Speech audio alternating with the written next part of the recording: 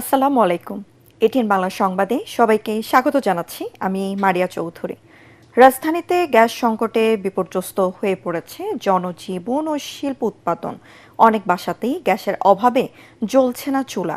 CNG স্টেশনগুলোতে গ্যাসের জন্য ঘন্টার পর ঘন্টা অপেক্ষা করতে হচ্ছে চালকদের। মহেশখালীর ভাসমান এলএনজি টার্মিনালে কারিগরি ত্রুটির জেরে জাতীয় গ্রিডে গ্যাস সরবরাহ কমে যাওয়ার চরম ভোগান্তিতে মানুষ।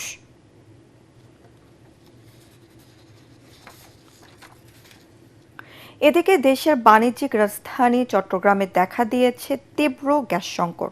বাসাবাড়ি থেকে শুরু করে গণপরিবহন ও শিল্প কারখানা সর্বত্রই এখন গ্যাসের জন্য হাহাকার। নগর জুড়ে চরম বিপাকে মানুষ। দিনে তো বটেই, গভীর রাতেও মিলছে না চাহিদা অনুযায়ী গ্যাস। অন্যদিকে সিএনজি ফিলিং স্টেশনগুলোতে ঘন্টার পর ঘন্টা লাইনে দাঁড়িয়ে থেকেও মিলছে না জ্বালানি, যার প্রভাব পড়ছে নগরের স্বাভাবিক যান চলাচলে। বিঘ্নিত হচ্ছে শিল্প কারখানার উৎপাদনও।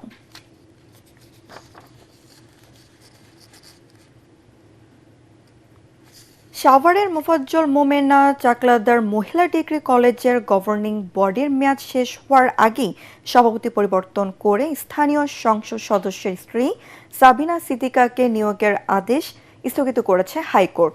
বিচারপতি আহমেদ সোহেল ও বিচারপতি ফাতেমা আনোয়ারের দ্বৈত বেঞ্চে এই আদেশ দেন। একই সাথে জাতীয় বিশ্ববিদ্যালয়ের কলেজ পরিদর্শকের 23 জুলাই সভাপতি পরিবর্তনের আদেশ এবং জাতীয় বিশ্ববিদ্যালয়ের অধিভুক্ত কলেজের গভর্নিং বডি সংবিধি 2019-এর 7 ধারার বৈধতা নিয়ে রুল জারি করা হয়েছে। এর আগে গত বছরের 24 এপ্রিল ব্যারিস্টার শিহাবুদ্দিন খানকে 2 বছরের জন্য কলেজটির সভাপতি করা হয়। মেয়াদ শেষ হওয়ার 8 মাস আগে তাকে সরিয়ে ঢাকা 19 আসনের এমপি ডাক্তার দেওয়ান মোহাম্মদ সালাউদ্দিন বাবুর স্ত্রী সাবিনা সিদ্দিকাকে সভাপতি করা হয়। এই সিদ্ধান্তকে স্বজনপ্রীতি, ক্ষমতার অপব্যবহার ও আইন বহির্ভূত দাবি করে ব্যারিস্টার শিহাব উদ্দিন খান রিট দায়ের করেন।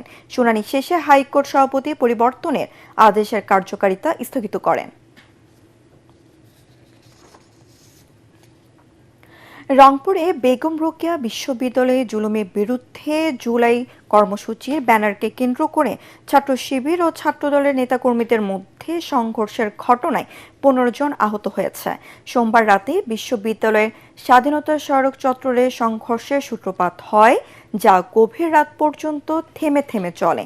ক্যাম্পাসে উত্তেজনা ছড়িয়ে পড়লে পার্কের মোড় ও প্রধান ফটক এলাকায় দুই গঠনে সমর্থকরা অবস্থান নেয় এবং থমথমে পরিস্থিতি সৃষ্টি হয়।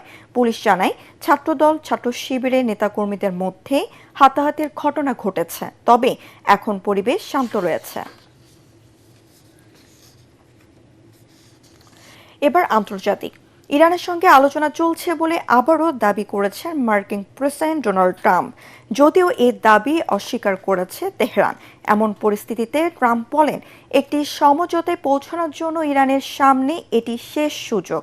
হোয়াইট হাউসে সাংবাদিকদের ট্রাম্প বলেন, সৌদি আরব, সংযুক্ত আরব আমিরাত, কাতার সহ কয়েকটি দেশের অনুরোধে তিনি ইরানের সঙ্গে আলোচনা চালিয়ে যেতে রাজি হয়েছেন।